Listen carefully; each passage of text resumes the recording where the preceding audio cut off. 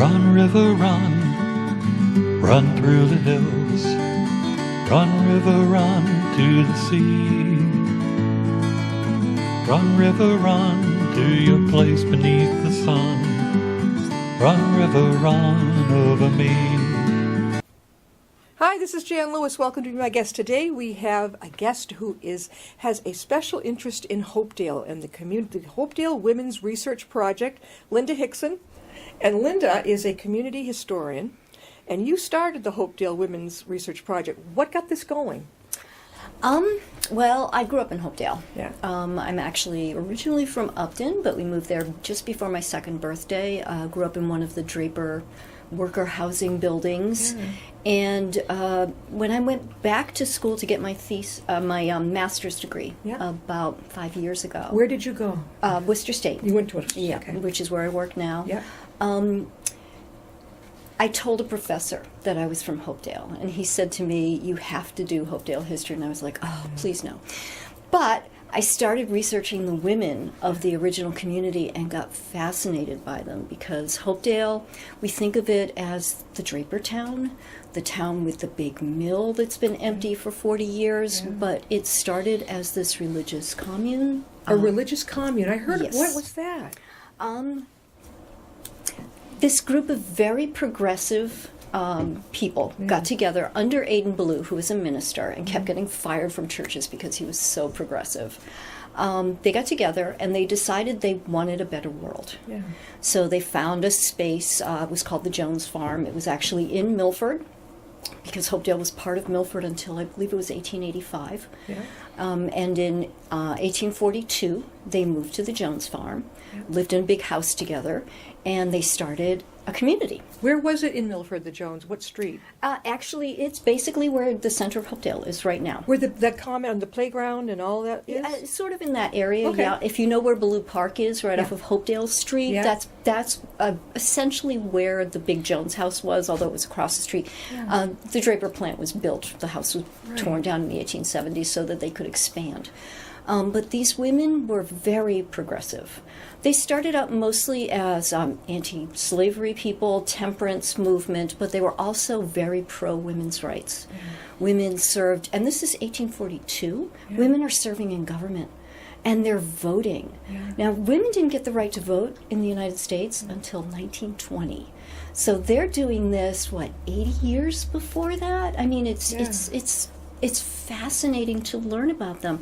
The community survived for 15 years like that before they hit a financial blip. Yeah. And the Draper brothers, who were both living in the community and both members of the practical Christianity movement, they took over and kind of dug them out of it. And it was a very small financial hole, but... but probably back then it seemed big. It may have seemed big at the time. Aidan Ballou had just a few years before lost his very beloved 18-year-old son to typhoid fever, so I think he was still in mourning. I don't think he was thinking clearly. It's hard to say at this point. Yeah.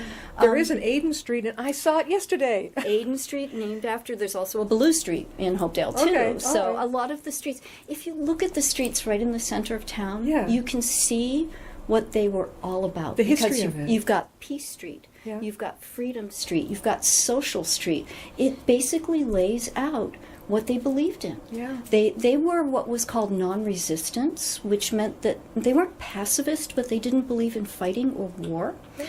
They also believed the federal government was corrupt because the Constitution was allowed for slavery, which our Constitution totally allowed for slavery. And since they were so anti-slavery, they believed the federal government was corrupt, and the state government, working hand in hand with the federal government, would also have been corrupt. But they didn't refuse to pay taxes or anything. They would go along with paying taxes. They just wouldn't make any oaths, and they wouldn't get involved in any wars.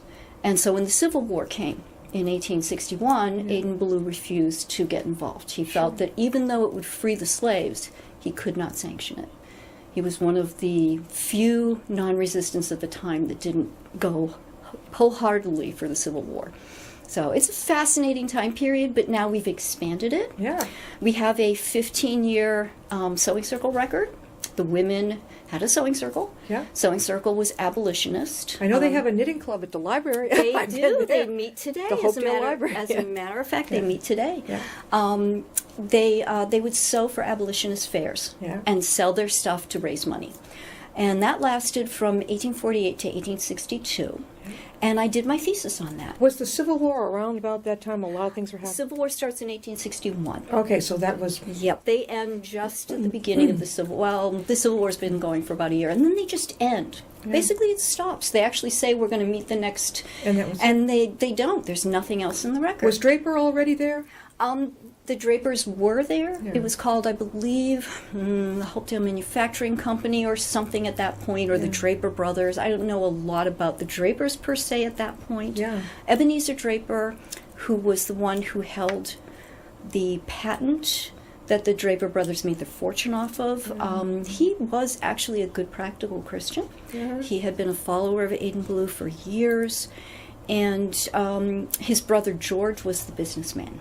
He was the younger brother. He came into town. Yeah. He started amassing land, because you could only purchase land in town if you were one of the practical Christian members. And that's kind of how they got an edge when the town hit the financial bump. They were able to pay Is that off when the debts. that huge brick building was old?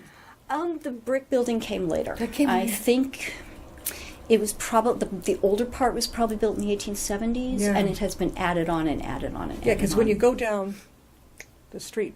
Hopedale Street, it's on the corner of Hopedale and Freedom. Yeah, and it's not far from the post office. No, not that far. No, in the library. Mm-hmm. But I think one of the most beautiful places in Hopedale is that the Unitarian Church. Oh, it's gorgeous. It's gorgeous. And It's beautiful. that's the next step in our thing, because I thought I was done. I had done my thesis on that 15-year record, and I thought, okay, I'm finished. Nope. Oh, goodness, no. Turns out that the Unitarian Church had the next step in the sewing circle, starting with their record in 1881. And they have records going up to 1998. Wow. Not 1898. Yeah. 1998. So we have an almost unbroken 150-year women's history handwritten record of the women in Hopedale. So were you able to read the handwriting? We can read most of it. Yeah. Occasionally you have a messy writer and it's hard to read a word. The names Their are particularly writing was hard. different back there. It was A sort of little just... bit, yeah. It was, and the women aren't as neat as I would have thought they'd have been, because they were busy ladies. And what we're doing right now is transcribing that record. And I had hoped we could transcribe the whole thing, but we figured we had to do it in bite-sized chunks. Yeah. So our plan right now is to get through about 1920, so 1881 to 1920, which is the 100 years ago next year, in 2020, of women getting the right to vote. We are talking with Linda Hixon, and she is the community historian. She started the Hopedale Women's Research Project. And if you're not from around this area you're watching, probably across the country, whatever, Hopedale is very, very close right here to Upton and Milford and all our little surrounding towns. Each town has their own flavor. Now, how did you even begin to find the research? How did you do it? Well, we found the records in the Unitarian Church. As a matter of fact, they had been buried in the basement. Yeah. So they were a little musty. In the basement? That sounds like a mystery. The first time I'd gone there, they said, "Oh no, we don't have anything." And then somebody turned them up, and I got an email from Marcia Matthews, who is the founder of the Friends of Aiden Blue, and she sent me an email and said, Linda, I think there's some more records. And it turned out it was almost 40 more little books that covered the next over 100 years. Of the sewing circle. Of the sewing circle. How many women were in this, Linda? It ranges. I have some, in the original community, that first 15 records, about 60 different names. There's one list of names from about 1884 that's over 100 women listed. Now, by that point, it's mostly the wives of the men who are running Drapers. Right. So it's gone from being a community thing to being more... It's huge, but it's also the women who have time and money. Yeah. They don't have to be home taking care of the But where kids. did 100 women back then meet? They met at the Unitarian Church. What they did? Right there in the pews? Actually, That new Unitarian Church, because that Unitarian Church was built in, I believe, 1898. Yeah. They used to meet in Aidan Ballew's original Unitarian Church, which was torn down after he died, and they built that new church for, it was the sons of George Draper, who built it in honor of George and Hannah Draper, their parents. And they built what they call the ladies' parlor into the Unitarian Church specifically for the sewing circle to meet in. So the only part I've seen is the main part. You've There's seen a whole the other church. part?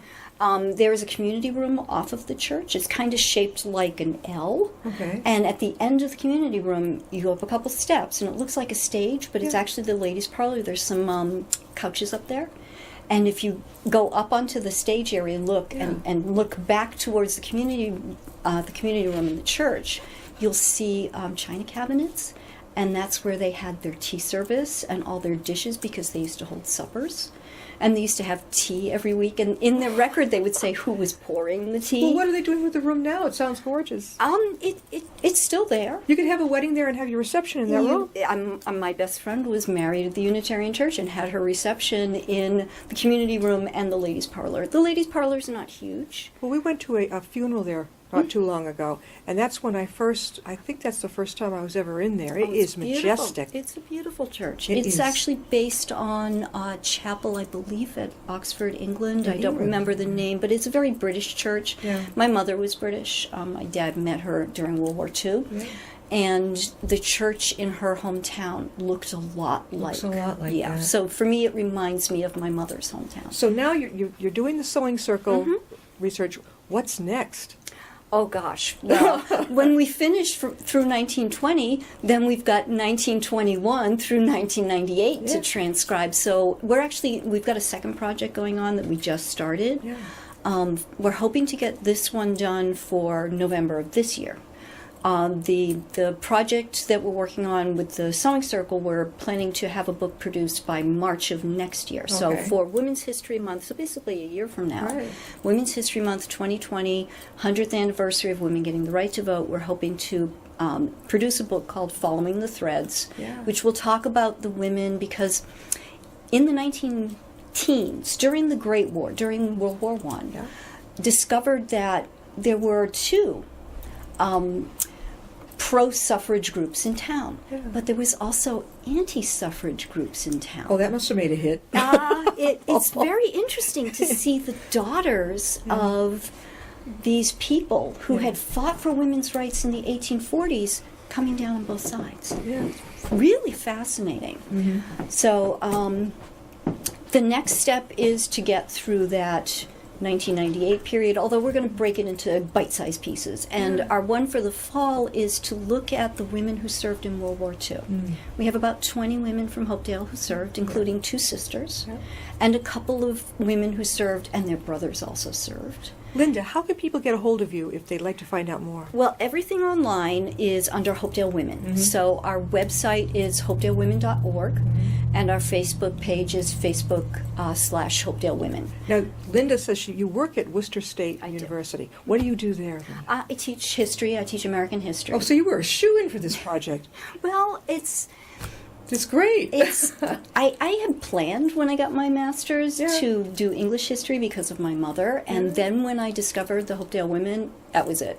That was it. I was done. And you were born when you lived in Upton. How long did you live here in town? I was only here for about 18 months. Okay, you were like me up in Maine. My parents moved to Massachusetts. Yeah. So you don't remember a thing about. I do not. So you grew up in Hopedale.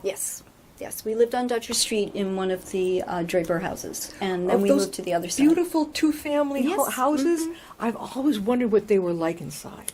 Actually, they're quite large. The Draper Company built those houses specifically to entice the best workers to work at their plants. But when you look in Whitensville, the village, I'm thinking, why didn't the Whiten family make things as beautiful as that?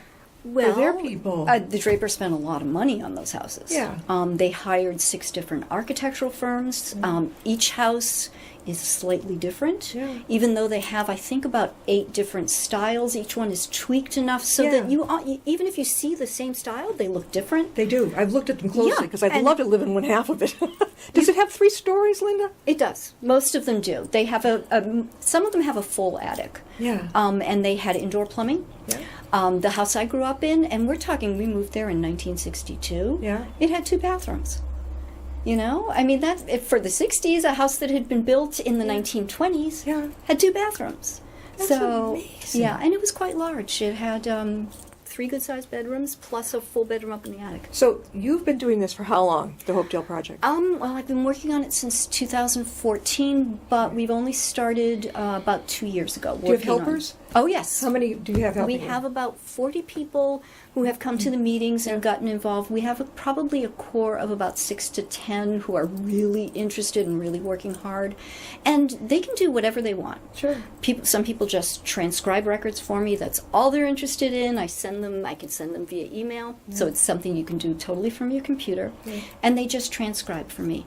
I also have a couple of women who are working on their own chapters. Oh, good. I've got That's a good. woman who comes up from Rhode Island and works with me, and she found that Anna Bancroft, who was Joseph and Sylvia Bancroft's daughter. Hence the Bancroft Library? Named after Sylvia. Okay, yeah. It was built in honor of Sylvia. She was an avid reader, and when she died, her husband Joseph decided that he wanted to build something in her honor, and it was the library. Oh, my God. And I think that's great. I'd love to have a library or a bookstore. the library and the church are very... You go inside them, and there's a similarity there that's just... I mean, and they were built about the same time, too. Yeah, and you go in the Bancroft Library there in Hopedale, and there's just this... I can't explain it. You know, there's a reading area there. Yes. It's just so peaceful. It is. Oh. It is. And I did all my high school projects there. You so did? for me, it's like going home when I go to the library. But So now, right now, you're continuing on the sewing project, right? Yes. There's something else Linda shared with us. You've got some other things there that you've written. right. Sure, go ahead. Right. Well, this project came out of some things that I had done at Worcester State. Yeah. And what I did was class projects. And what we do at Worcester State was we did biographies. And it started with this project here, which is we took the Soldiers' Monument, which is on the Common in Worcester. Is that during the Civil War? The Civil War Soldiers' Monument, 398 names on it. And we found all of the men and did little biographies of them. And I think a great way to look at history is to look at biographies of regular people. Yeah. And the soldiers who fought in the Civil War, most of the men who died from Worcester are regular people. And so that was our first project, and it was fascinating. It was absolutely fascinating. And not a lot of students involved with that. I think we had about 20 people involved. And 398, I ended up doing probably 150 by myself, which was exhausting. This is okay, there was a John Lewis. I'm wondering, too. We had my great-great-grandfather, Benjamin F. Jocelyn, was the inventor of the Jocelyn rifle during the Civil War. Wow. Okay. And I am still trying to get more and more info. But Hopedale, I'm just wondering. Now, these were the This is Worcester. This is all Worcester. Yes. Because I work in Worcester, and this was a side project. I love it. Yeah. You've got a lot of people here. My gosh. 390. I mean, think about it. Plus, we have 3 African Americans on there. That's great. Yeah. How long did it take you to put this together? We did that in 1 semester. Where would people get a hold of this? Linda? This book is not for sale, unfortunately, because Worcester State printed it and gave it away. That's wonderful. I do have a few copies left, but not that many. Yeah, right. So most of the things we do for Worcester State are... they're just done as a one-time project. We did a second project, and this one was on Memorial Auditorium, and Which is right in Lincoln Square in Worcester. Actually, there's a picture of it. Oh, on the okay, back. all right. Yeah. Isn't that the old? Wait a minute. It's been closed for about 20 years. Okay. Unfortunately, because it has 355 men and women who died during World War One. Why did they close it? It was too big. The city wasn't using it. It was expensive to keep running, so they shut it down. I think around the 1990s. I'm not 100% sure. You'd think they would make it into something. They've been trying. Yeah. They've been trying, but it's huge. It doesn't have parking. It's a difficult place to do. But So this was called They Ventured Far, which is written on the inside. And you wrote this, right? I didn't write it myself. Again, it was students, but this one we also had about 40 volunteers, so it turned out to be about 70 people involved. This was a much more community-based project. Oh, wow. And it's a great way to look at people's lives in history, to write biography of them. Oh, yeah. To see what you can find in newspapers, in vital records. And this is kind of what we're doing with the Hopedale Project. We're looking at these women, trying to recreate their lives through the paperwork they left behind. And we have almost no letters. We have a few pictures, not a lot. We have no diaries. No diaries? No diaries. All we have is the Sewing Circle record. And starting in 1924, we also have a women's club through the community house in Hopedale. So we have another record, too, which we haven't transcribed yet. So that's our next step after we get done with Linda, this. would you be, if somebody's watching that has an interest in having their town or whatever, you're a historian, would you be available to speak? Do you give presentations? Oh, I do. I do. As a How matter of can fact, people reach you again? Again, everything that I have online is Hopedale Women. Yeah. So it's hopedalewomen.org or Facebook/Hopedale Women or hopedalewomen@gmail.com.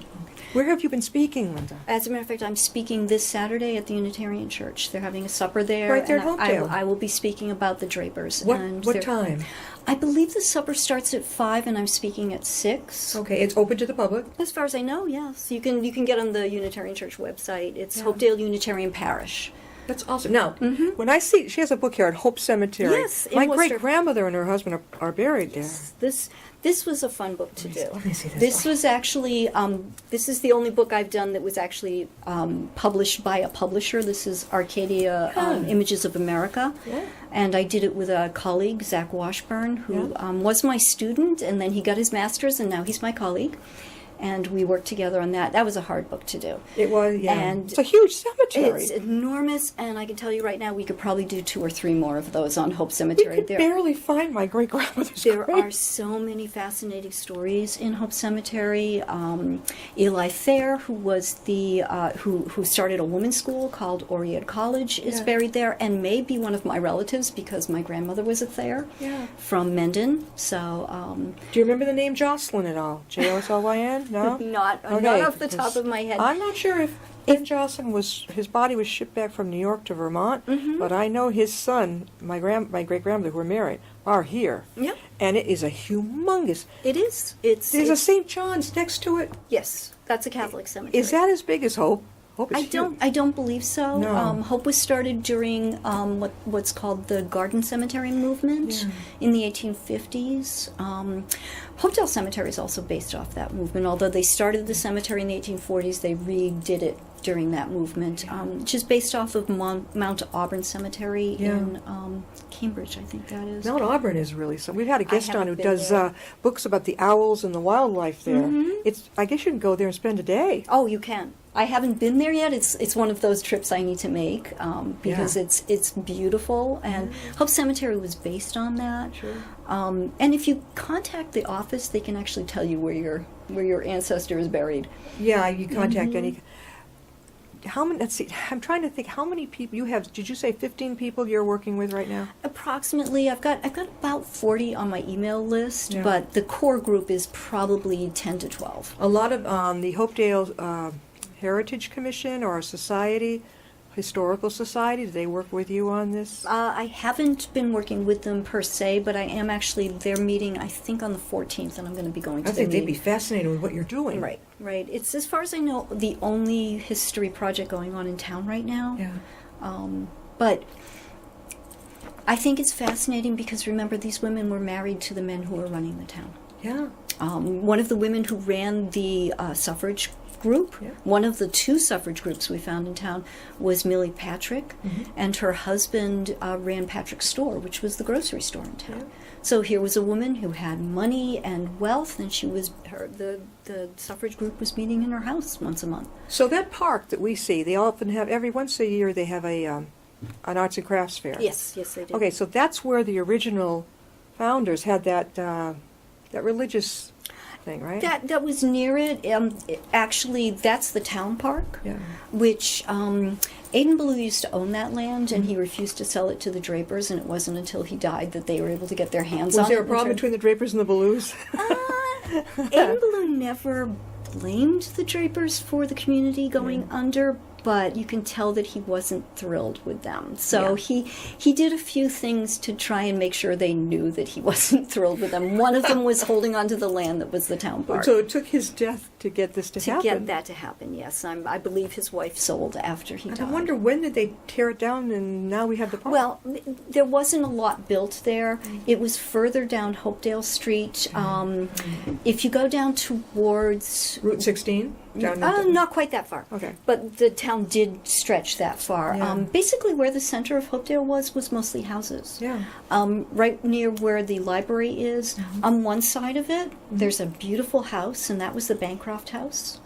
And on the other side of it, there's something called the Statue of Hope. Okay, that Statue of Hope has me perplexed. Sometimes they have it enclosed and covered. Yeah, that's for the winter to protect it from Are they the going to be weather. doing something to it, did I read? They're actually going to buy a new covering for it because the coverings only last for so many years because of, acid rain and light and stuff like that. Linda, we only got a few minutes left. Now, you're still working on this.